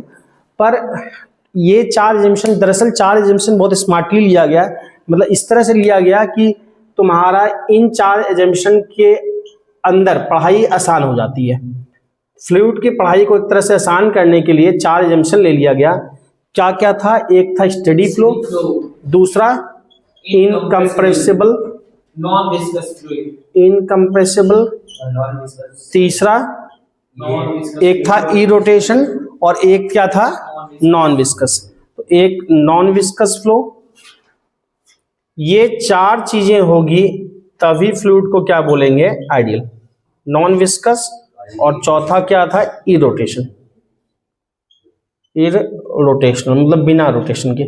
देखो विस्कस यानी विस्कोसिटी, विस्कोसिटी की स्टडी में डिफिकल्ट है फ्रिक्शन वगैरह का सोचना, तो उसको हमने साइड करते हुए हम चल रहे हैं। नॉन विस्कस इसको देख लिया। ई रोटेशन, रोटेशन का जहां फ्लूइड में स्टडी आ जाता है तो स्टडी अच्छा खासा हो जाता है। रोटेशन मतलब कोई भी, जैसे पानी ही बाल्टी में आप घुमा के छोड़ दो तो क्या होगा? रोटेट करने लगे, उसकी स्टडी डिफिकल्ट होती है, तो उसको भी स्मार्टली हटा दिया। इन सब को हटाते हुए जो पढ़ाई किया दैट इज वो। तो steady flow, incompressible flow, non viscous flow, irrotational flow. तो आपको आगे से जब भी बोला जाए एक फ्लूइड आइडियल है, तो उसका मतलब इसमें ये 4 चीजें होगी। स्टेडी फ्लो का बोलते हैं मतलब वैसे फ्लो को जिसमें फ्लूइड की वेलोसिटी क्या हो? एट एनी पॉइंट क्या हो? कांस्टेंट हो। फ्लूइड की वेलोसिटी पूरे फ्लो में at any particular point constant हो। मतलब क्या कहना चाह रहा हूं? मतलब कहना ये चाह रहा है, मान लो कोई पाइप फ्लो है, कैसा ही पाइप है ना, अनइवन क्रॉस सेक्शन, ऐसा पाइप फ्लो है।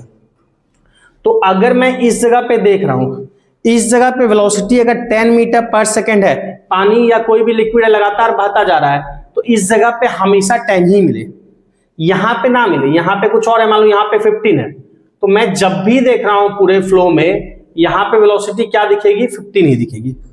यहां पे मान लो से 17 है, तो यहां पे हर समय क्या दिखेगा? 17 ही दिखेगा। इसको बोलते हैं स्टेडी फ्लो। मतलब एक पर्टिकुलर पॉइंट पे फ्लूइड की वेलोसिटी पूरे फ्लो में हमेशा क्या है? कांस्टेंट है। ठीक है। हायर लेवल पे जब जाते हैं तो इसमें हम दरअसल स्टेडी फ्लो में बात करते हैं इंजीनियरिंग वगैरह में कि फ्लूइड की प्रॉपर्टी कांस्टेंट है। प्रॉपर्टी के अंदर बहुत कुछ आता है, वेलोसिटी, डेंसिटी, ये सब, लेकिन यहाँ केवल बात कर रहे हैं वेलोसिटी की। ठीक है ना। तो वैसा फ्लो स्टेडी फ्लो बोलते हैं जहां पे फ्लूइड की वेलोसिटी क्या है? थ्रू आउट कांस्टेंट है। इंजीनियरिंग वगैरह में बोलते हैं फ्लूइड की प्रॉपर्टी। तो आपको उस पर भी नहीं जाना, लिख लो स्टेडी फ्लो। एक एक करके हम लिखते चलेंगे फिर समझते चलेंगे। तो स्टेडी फ्लो में लिखना, स्टेडी फ्लो में लिखना इन, 1-2 लाइन लिखेंगे सब में। इन स्टेडी फ्लो, चूंकि जरूरी कॉन्सेप्ट है ये, in steady flow the velocity of the moving fluid, in steady flow the velocity of the moving fluid at any fixed point, velocity of the moving fluid at any fixed point doesn't change with time. Any fixed point doesn't change with time. ध्यान रखो, मैं speed नहीं बोल रहा कि change नहीं करी, मैं बोल रहा हूं वेलोसिटी चेंज नहीं करी। मतलब क्या है, मैग्नीट्यूड और डायरेक्शन दोनों चेंज नहीं कर रहा। मतलब अगर इस जगह पे फ्लूइड की वेलोसिटी का मैग्नीट्यूड 10 है तो पूरे फ्लो में हमेशा 10 है। साथ में अगर डायरेक्शन मान लो ये है तो पूरे फ्लो में डायरेक्शन इस जगह यही रहेगी, डायरेक्शन तक भी चेंज नहीं करेगी। ठीक है, तो क्या लिखे, change with time either in magnitude और डायरेक्शन। विथ चेंज क्या लिखे, change in time either, doesn't change with time either in magnitude और इन डायरेक्शन। वेलोसिटी का मतलब ही वही है, आइदर इन मैग्नीट्यूड और विथ डायरेक्शन। ठीक, दैट इज, इसका मतलब क्या लिख लो, एट एनी फिक्स्ड पॉइंट क्या होगा, वेलोसिटी कांस्टेंट। अगर मैं बोल रहा हूं स्टेडी फ्लो में वेलोसिटी कांस्टेंट, तो कांस्टेंट का डिफरेंशिएशन क्या होता है, जीरो। तो इसका मतलब क्या है कि dB by dt क्या होगा, जीरो। किसके लिए, स्टेडी फ्लो के लिए। इतनी बातें क्लियर है। फर्स्ट हो गया। सेकंड देखो, सेकंड जो प्रॉपर्टी है वो क्या है, इनकंप्रेसिबल। इनकंप्रेसिबल का यहां सेंस क्या है, इनकंप्रेसिबल का मतलब है यहां फ्लूइड की डेंसिटी से। तो अगर पूरे फ्लो में फ्लूइड की डेंसिटी क्या है, कांस्टेंट है, तो उसको क्या बोलते हैं, इनकंप्रेसिबल। तो लिख लो, फ्लूइड इज इनकंप्रेसिबल। सेकंड में लिखना, fluid is incompressible means incompressible means density is constant. Density is constant मतलब वो जो भी फ्लूइड है उसकी पूरे फ्लो में डेंसिटी सेम ही लिए हैं। अगर वाटर लिए और डेंसिटी 1000 बोल रहे हैं तो हर जगह वेलोसिटी डेंसिटी क्या है, 1000 ही है। अगर ऑयल बोल रहे हैं तो हर जगह डेंसिटी उसकी जितनी है उतनी ही है। क्यों, तभी क्या है, इनकंप्रेसिबल। रियल में क्या चेंज हो सकता है पाइप में कुछ मिला हुआ है, गंदगी है, उसका तुम्हारा क्या होता है, उसके जो इसमें चेंज आ सकता है, कंपोजिशन में चेंज आ सकता है। तो रियल में चेंज हो सकता है, लेकिन हम आइडियल अगर बोल रहे हैं तो क्या है, डेंसिटी पूरे में क्या लेंगे, एक ही लेंगे। तो डेंसिटी कांस्टेंट इसका मतलब क्या है, दैट इज, अगर मैं बोलता हूं डी रो बाय डी टी क्या होगा, जीरो। कांस्टेंट का डेफिनेशन जीरो, लिख लो इसमें। ठीक, अब तीसरा नॉन विस्कस मतलब विस्कोसिटी नहीं है। तो लिख लो, नॉन विस्कस में there is no viscous force. Non viscous flow मतलब there is no viscous force, there is no viscous force, there is no viscous force. ठीक है, नॉन, इसमें कुछ चीजें लिखना है तो कॉन्सेप्ट के लिए, ऐसे नॉन विस्कस का मतलब बस इतना ही है। नोट देके लिख लो, नॉन विस्कस में, नोट देके नॉन विस्कस में लिख लो, नोट देके नॉन विस्कस में लिख लो, कॉन्सेप्ट लिखो। एन ऑब्जेक्ट, नॉन विस्कस में, an object moving through a non viscous flow, an object moving through a non-viscous fluid would experience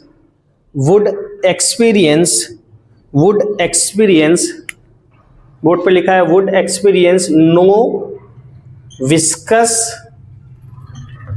drag force। no viscous drag force क्या है समझ लेंगे, मतलब बोर्ड पे लिखा है no viscous drag, DRAG, drag force, that is no resistive force due to viscosity, no resistive force due to viscosity, no resistive force due to viscosity।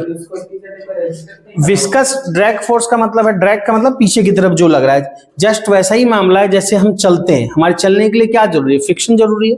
अगर हम चलते हैं फ्रिक्शन, तो क्या होता है, हम जमीन को पीछे की तरफ धक्का देते हैं, तो उसी का रिएक्शन फ्रिक्शन के कारण क्या आगे मिलता है, हम चल पाते हैं, सिंपल।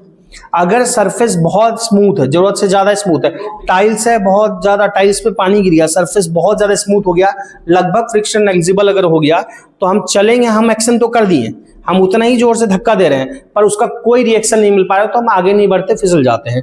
तो चलने के लिए फ्रिक्शन क्या होता है, जरूरी होता है। उसी तरह से यहाँ पे भी अगर कोई मूव करना है किसी फ्लूइड में, तो विस्कस वहां का फ्रिक्शन जैसे हमको धक्का दे रहा है, उसी तरह से यहाँ विस्कोसिटी धक्का दे रही है। तो एक बात बताओ कि अगर कोई फ्लूइड नॉन विस्कस हो तो क्या जहाज वगैरह ये सब चल सकते हैं? नहीं चल सकते हैं।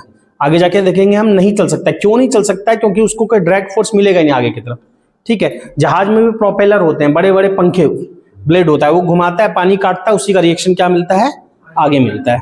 ठीक है ना? तो सर फिर नियम से तो पानी को भी सर आइडियल फ्लूइड नहीं लेना है, आइडियल नहीं है, क्लोज टू मानते हैं एग्जैक्ट। और पानी में भी पानी कई ग्रेड का होता है, नॉर्मल वाटर, सी वाटर। सी वाटर में क्या होता है? सॉल्ट बहुत ज्यादा होता है, डेंस होता है, ज्यादा डेंस ज्यादा है तो विस्कोसिटी क्या होगी? बढ़ जाएगी। समुद्र में आसान है कंपैरेटिवली जहाज वगैरह का चलना। ठीक है, तो एक चीज लिखना, लिख लो कॉन्सेप्ट जब लिखा है तो इसी में नोट में ही नीचे लिख लेना। रेले एक साइंटिस्ट है, बहुत ज्यादा नहीं, थोड़ा सा बात कर लेते हैं। हाँ, विस्कस में ही, नोट में ही नीचे लिखना, नोट में ही नीचे। रेले पॉइंटेड आउट दैट, इतना शायद ना भी हो बुक में, ठीक है, कॉन्सेप्ट के लिए कोई छोटा सा चीज है। Rayleigh pointed out that in an ideal fluid, तो अगर हम आइडियल फ्लूइड बोलेंगे तो वो नॉन विस्कस है, और नॉन विस्कस है तो आगे रिएक्शन नहीं मिलेगा, रिएक्शन नहीं मिलेगा तो एक शिप वगैरह का प्रोपेलर ये सब वर्क नहीं कर सकता। रेले के अनुसार इन एन आइडियल फ्लूइड, यही बताया, ए शिप्स प्रोपेलर, ए शिप्स प्रोपेलर, प्रोपेलर क्या होता है? जहाज का वही जो बड़ा बड़ा ब्लेड घूमता है, पंखा, शिप्स प्रोपेलर, जहाज में नीचे लगा होता है, वीडियो वगैरह में देख सकते हो। A ship's propeller wouldn't work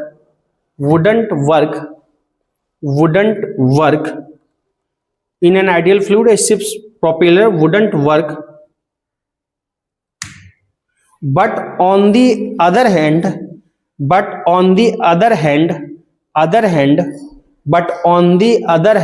a ship bracket में लिख लेना, a ship ब्रैकेट में लिख लेना, once in a motion, other hand board पे लिखा है a ship ब्रैकेट में लिख लेना, once in a motion, एक शिप जो मोशन में ऑलरेडी है, once in a motion wouldn't need a propeller,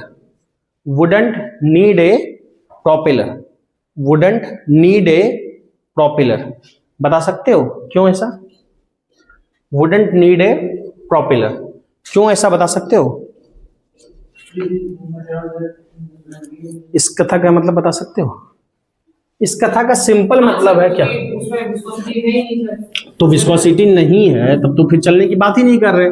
तो फिर हम बोल रहे हैं जब मोशन में है तब प्रोपेलर का भी नीड नहीं होता। इसका कारण है न्यूटन्स फर्स्ट लॉ, हाँ, law of inertia. Law of inertia, कोई बॉडी अपने इनिशियल टेंडेंसी को मेंटेन रखती है until and unless an external force is applied. यानी प्रोपेलर को शुरू में घुमाने के लिए, मोशन स्टार्ट करने के लिए चाहिए फ्रिक्शन, चाहिए विस्कस फ्लूइड चाहिए। आइडियल में ऐसा नहीं होगा। उसके बाद चलने लगा तो इनर्शिया कारण चलता रहेगा, फिर आइडियल में भी काम बनता रहेगा, फिर रोकने के समय देखा जाएगा। बात समझ में आई? तो खैर ठीक है। तो ये तो कथा आपको कॉन्सेप्ट के लिए कुछ भी चीज बताया, मेनली है कि नॉन विस्कस दिखे मतलब विस्कोसिटी नहीं है। चौथा क्या है? इरोटेशन, लिख लो, इरोटेशनल फ्लो। इसमें क्या है? इरोटेशनल फ्लो लिखो। इन इट द बॉडी, जिसको भी देख रहे हैं वो body, the body will not rotate about an axis, body will not rotate किसी एक्सिस के अबाउट करता है, तो rotate about an axis through it's on centre of mass, rotate about an axis through it's on, खुद का OWN, on centre of mass, on centre of mass. ठीक है, on centre of mass. Clear है? अच्छा, note देखिए इस concept को जैसे हम देख भी लेते हैं। अभी जो हमने बोला ना कि विस्कोसिटी नहीं है तो रोटेशन भी नहीं होगा, मतलब घूमेगा भी नहीं। तो मैथमेटिकली भी इस चीज को देख लेते हैं। मैथमेटिकली देख लेते हैं मैं क्या बोल रहा हूं कि नहीं घूमने का मतलब, नहीं घूमने का मतलब क्या है? इरोटेशन। नहीं घूमने का मतलब रोटेशन नहीं हो रहा है, और रोटेशन नहीं होने का मतलब टॉर्क क्या होगा? जीरो। तो T इक्वल टू क्या होगा? जीरो। और टॉर्क क्या होता है? Force into perpendicular distance. तो परपेंडिकुलर डिस्टेंस तो एक्सिस ऑफ रोटेशन से कुछ ना कुछ होगा। जीरो टॉर्क होने का मतलब F और R में कौन जीरो होगा? F जीरो होगा। क्योंकि परपेंडिकुलर डिस्टेंस तो कुछ ना कुछ होगा, तो F0 होगा। F यहाँ कौन सा फोर्स है? विस्कस फोर्स है, और विस्कस फोर्स का फॉर्मूला बताया था eta A d v by d x, eta A minus sign के लिए minus eta A d v by d x. किसी भी चीज जो एग्जिस्ट कर रहा है उसका एरिया कुछ ना कुछ तो होता है, एरिया तो जीरो नहीं हो सकता। अगर मैं इसको जीरो कर रहा हूं, एरिया भी जीरो नहीं हो सकता। वेलोसिटी ग्रेडियंट, वेलोसिटी में भी चेंज लेयर दर लेयर एक्स के हिसाब से होता है, ये भी जीरो नहीं हो सकता। इसका मतलब कौन जीरो है? ईटा जीरो है। तो ईटा जीरो है मतलब क्या है? नॉन विस्कस है। कब? जब टी को जीरो किया। जब टी को जीरो किया तो ईटा क्या हुआ? जीरो हुआ। ईटा मतलब नॉन विस्कस। नॉन विस्कस किस केस में था? ई रोटेशन। जब टी जीरो किया तो ईटा भी क्या आया? जीरो आया। यानी कि अगर नॉन विस्कस होगा फ्लूइड तो रोटेशन नहीं होगा, मैथमेटिकली भी दिख जाएगा। बात समझ में आई? तो खैर इतनी कथा बता दिया। मेन फ्लूइड का आपको बोला जाए आइडियल, तो आपको चार बातें बहुत अच्छे से याद होना चाहिए। पहला क्या बोला हमने? स्टेडी फ्लो मतलब वेलोसिटी कांस्टेंट। दूसरा इनकम्प्रेसिबल मतलब डेंसिटी कांस्टेंट। तीसरा नॉन विस्कस मतलब विस्कोसिटी नहीं है। और चौथा इरोटेशन मतलब रोटेशन नहीं है, रोटेशन टॉर्क क्या है? जीरो है। ठीक है ना? इसको इंजीनियरिंग वगैरह में फ्लूइड की प्रॉपर्टी बोलते हैं। प्रॉपर्टी में प्रेशर भी आता है, वेलोसिटी भी आता है, लेकिन उससे आपको मतलब नहीं है। स्टेडी आपको सीधा भी वेलोसिटी ही ध्यान रखना है। नोट कर लो, फिर आगे बात करेंगे। नोट कर लो 1-2 मिनट। एक छोटा सा पॉइंट है stream line. Stream line flow है। दरअसल ये क्या है कि आपको फ्लूइड के पार्टिकल के फ्लो का डायरेक्शन लेने का तरीका है। जैसे सिंपल हम स्ट्रेट लाइन में ये काम कर चुके हैं। हम क्या बोलते थे? किसी की डायरेक्शन क्या है कि अगर किसी पार्टिकल का स्ट्रेट लाइन में मोशन हो रहा है ऐसे, तो खुद ही डायरेक्शन बता रहा है किधर जा रहा है। या फिर किसी पार्टिकल का ऐसे मोशन हो रहा है तो खुद ही बता रहा है डायरेक्शन इधर है। अगर मान लो किसी का कर्व में मोशन हो रहा है तो फिर किसी पॉइंट पर डायरेक्शन कैसे पता करते थे? टेंजेंट ड्रॉ करके। उसी तरह से फ्लूइड के साथ भी है। फ्लूइड अगर किसी फ्लो कर रहा है, किसी पाइप से फ्लो कर रहा है, सीधा स्ट्रेट लाइन में फ्लो कर रहा है तो पाथ स्ट्रेट लाइन है। और अगर कर्व है तो पाथ कैसे पता करोगे? किसी पॉइंट पर डायरेक्शन टेंजेंट ड्रॉ करके। तो बहुत बेसिक सी बात है। तो इसी के जो पाथ को होता है ना, इंडिविजुअल फ्लूइड पार्टिकल के पाथ को, उसी को हम बोलते हैं स्ट्रीम लाइन। जैसे ये है डायरेक्शन, यहाँ पे ये हो गया। एक पर्टिकुलर फ्लूइड पार्टिकल की डायरेक्शन किसी पॉइंट पे को हम बोलते हैं स्ट्रीम लाइन। एक बात हमको बताओ कि क्या दो स्ट्रीम लाइन क्रॉस कर सकता है? दो स्ट्रीम लाइन मतलब ये एक पार्टिकल के लिए ये स्ट्रीम लाइन क्रॉस कर सकता है? एक ही पार्टिकल? नहीं, हाँ एक ही पार्टिकल। क्यों? तो एक ही बात बनेगा ना। हाँ, क्योंकि अगर हम बोलते हैं क्रॉस करेगा तो हाँ क्रॉस करेगा तो इस दो कर्व मिल जाएगा। तो टेंजेंट दो तरह का होगा, एक ये भी इस पे टेंजेंट होगा और इस पे भी टेंजेंट होगा। मतलब एक पार्टिकल की दो डायरेक्शन पॉसिबल हो जाएगी, या तो ये या तो ये।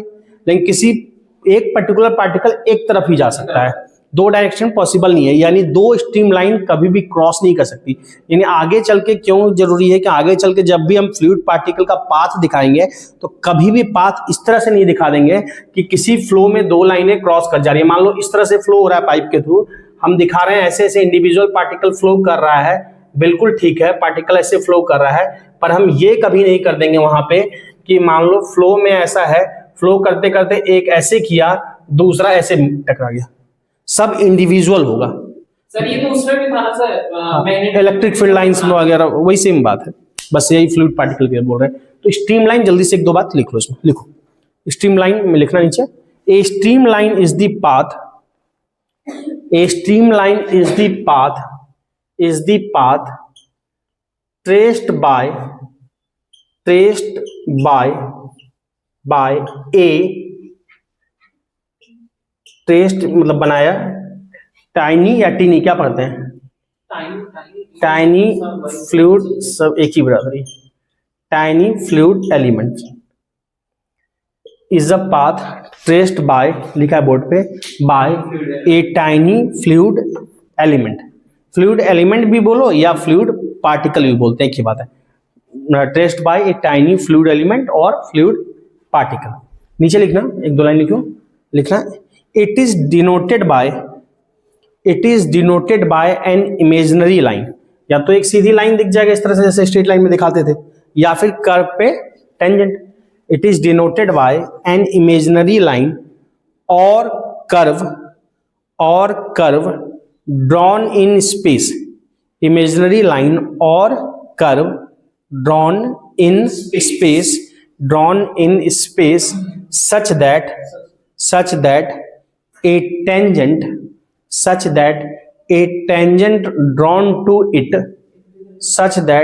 a tangent drawn to it at any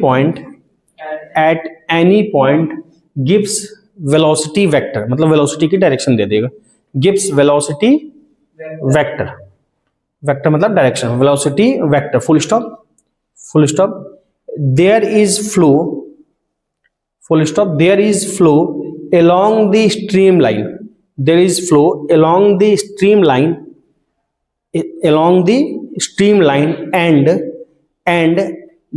no flow across the streamline, इसका मतलब क्या, स्ट्रीमलाइन के अलॉन्ग यानी पैरेलल में फ्लो होगा एक दूसरे से, लेकिन क्या होगा, क्रॉस नहीं, यानी एक दूसरे को क्रॉस नहीं करेगी लाइन। नीचे लिखना, एक लाइन लिख लो, नोट देके लिख लो, बल्कि नोट देके लिख लो, इसी में नोट देके, streamline can never cross,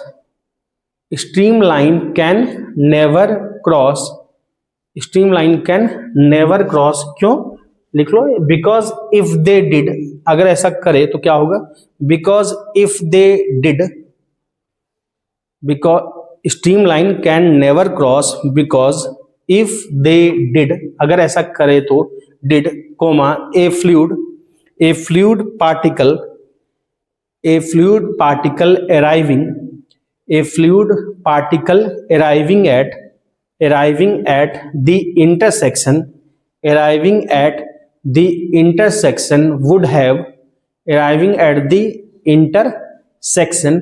would have two different velocities simultaneously,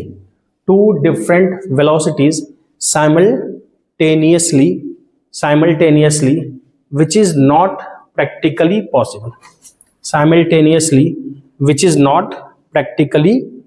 possible, clear है।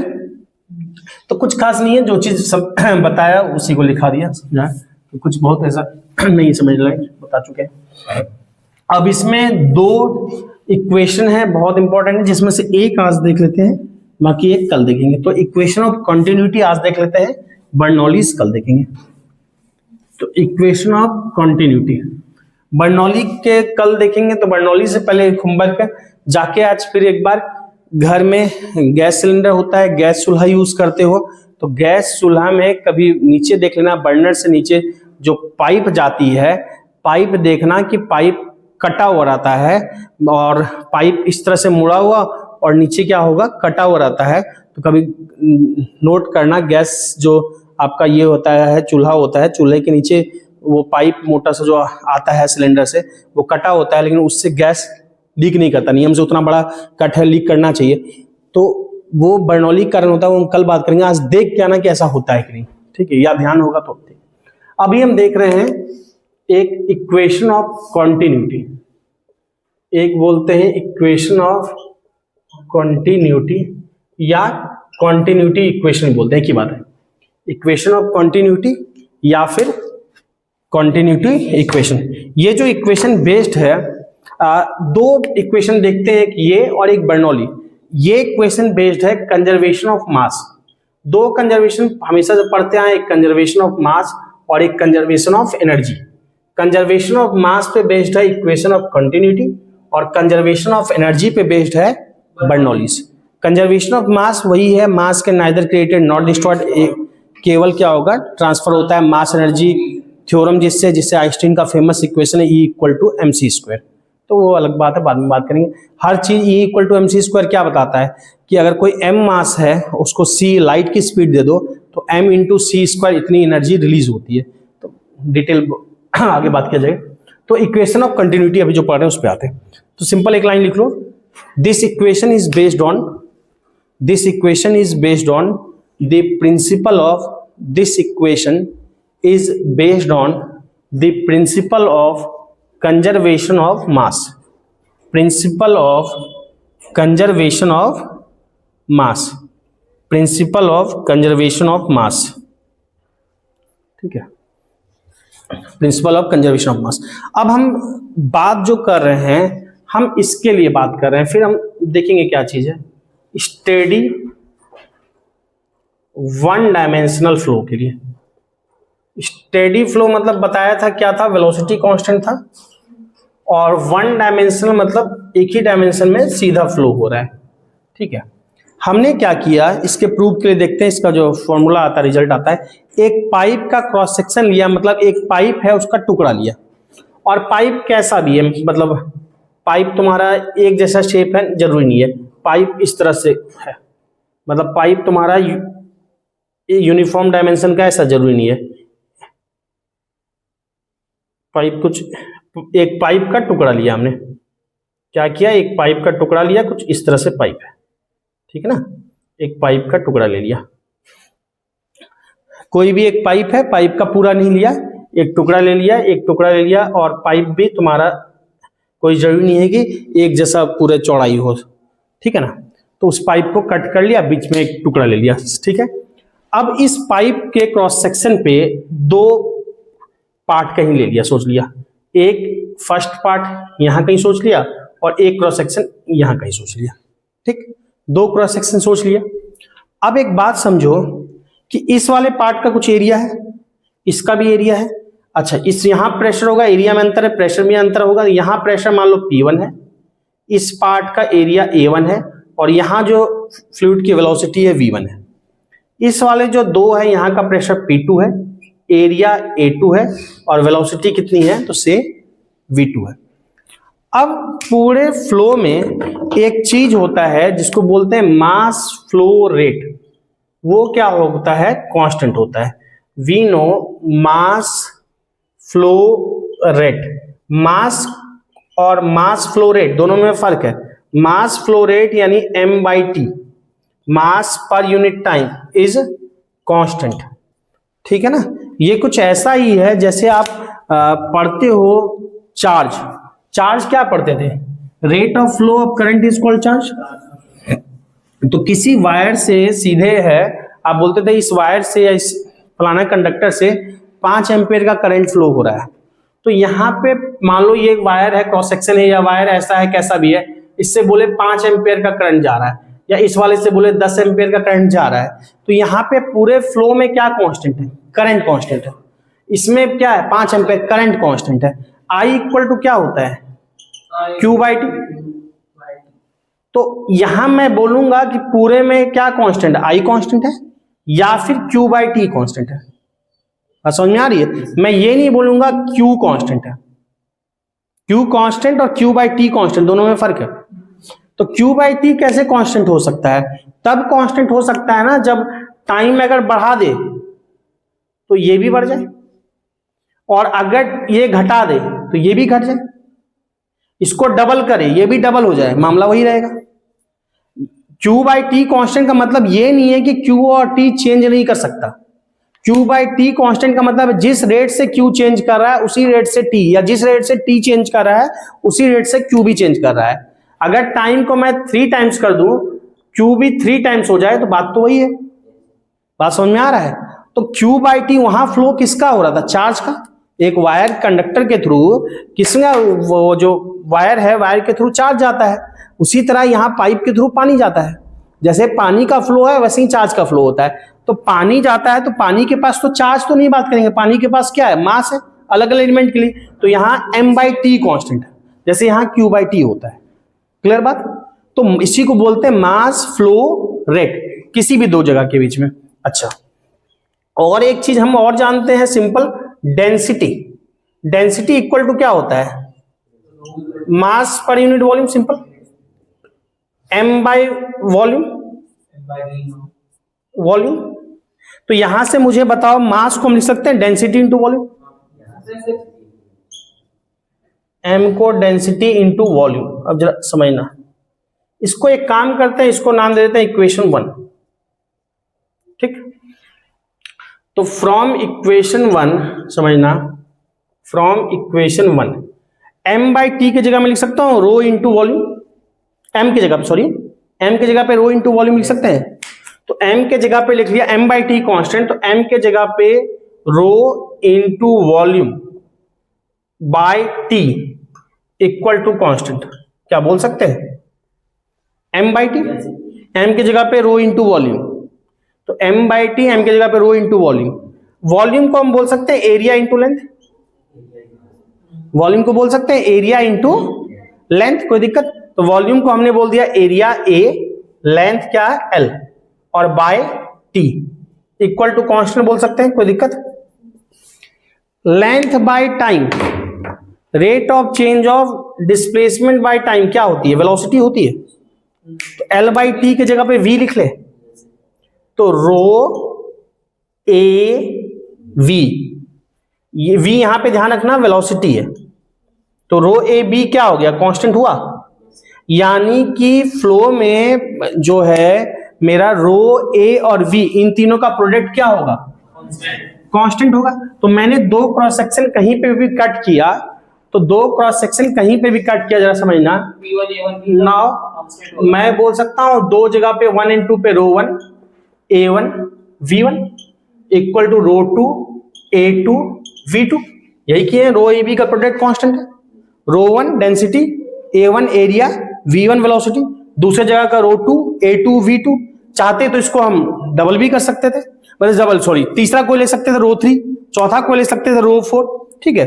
अच्छा यहाँ सॉरी मैंने ये किया ना, P नहीं है, P मत समझना, रो है, ठीक है ना। हाँ, अब देखो अगर और आपके लेवल पे है ऐसा, मतलब 12th में सॉरी 11th में जो पढ़ना है वहां पे है ऐसा, लेकिन ऐसा होगा तभी अच्छे कॉन्सेप्चुअल के लिए, एडवांस वगैरह के लिए पता होना चाहिए। अगर क्या बोलो? जब आइडियल, हाँ आइडियल होगा यानी जब रो कांस्टेंट होगा। रो कांस्टेंट का मतलब कैसा है? इनकम्प्रेसिबल फ्लो है। हाँ, तो आइडियल चारों बात होगी तब। आइडियल कोई भी एक होने से दो होने से नहीं होगा, चार कंडीशन होगी, स्टेडी होगा, इनकम्प्रेसिबल होगा, नॉन विस्कस होगा, ई रोटेशन, ये चारों होगी तभी आइडियल बोलेंगे। तो ये चारों चीजें नहीं होगी तो नहीं बोलेंगे। तो आपके लेवल पे जो है चूंकि रो कांस्टेंट हो गया, तो फिर हम रो 1 रो 2 क्या कर सकते हैं? कैंसिल। तो इस केस में क्या होगा? A1 V1 equal to A2 V2, यानी A1 V1 equal to A2 V2 है कब? जब रो क्या है? कांस्टेंट है, यानी फ्लूइड क्या है? इनकम्प्रेसिबल। तो अच्छे क्वेश्चन में कॉन्सेप्ट में काम देगा ये। मान लो सिंपल सा क्वेश्चन ही बना दे, इक्वेशन कंटिन्यूटी इसको बोलते हैं। मान लो सिंपल कॉन्सेप्ट ही बना दे कि तुम्हारा फ्लूइड है, एक जगह डेंसिटी समथिंग है, एक जगह डेंसिटी ये है, तब ये नहीं यूज करेंगे, ये यूज करेंगे। समझ में आ रही बात? तो खैर इक्वेशन कंटिन्यूटी क्या हो गया? A1 V1 equal to A2 V2, यानी A और B का प्रोडक्ट क्या होगा? कांस्टेंट होगा किसी फ्लो में। हाँ क्या बोलो? हाँ एक ही बात है, इसको जैसे घुमाओ तो A और V का प्रोडक्ट कांस्टेंट है। इसका मतलब क्या है कि वेलोसिटी यानी कि V इनवर्सली प्रोपोर्शनल टू क्या है? Area. Velocity inversely proportional to area, यानी किसी पाइप या जो फ्लो हो रहा है क्रॉस सेक्शन क्या करोगे? कम करोगे तो वेलोसिटी क्या होगी? बढ़ जाएगी, और क्रॉस सेक्शन बढ़ाओगे तो वेलोसिटी घट जाएगी। सिंपल पाइप से पानी आ रहा है, आप पाइप को थोड़ा सा कंप्रेस कर देते हो, तो थोड़ा कंप्रेस कर देते हो तो फ्लो क्या हो जाती है? बढ़ जाती है, क्योंकि एरिया क्रॉस सेक्शन घट गया तो वेलोसिटी बढ़ गई, या उसी का एरिया बढ़ा दोगे तो वेलोसिटी क्या हो जाएगी? कम हो जाएगी। तो सिंपल इक्वेशन ऑफ कंटिन्यूटी ये है। ये चीज आया, इक्वेशन ऑफ कंटिन्यूटी इसी को बोलते हैं, लेकिन ऐसा करने पे आया। ये बातें ध्यान होनी चाहिए, इतना नोट कर लो। तो फिर आगे क्या किया जाए? छोड़ दिया जाए, जैसे किया जाए जो आप बोले, कल बर्नौली पढ़ लेंगे।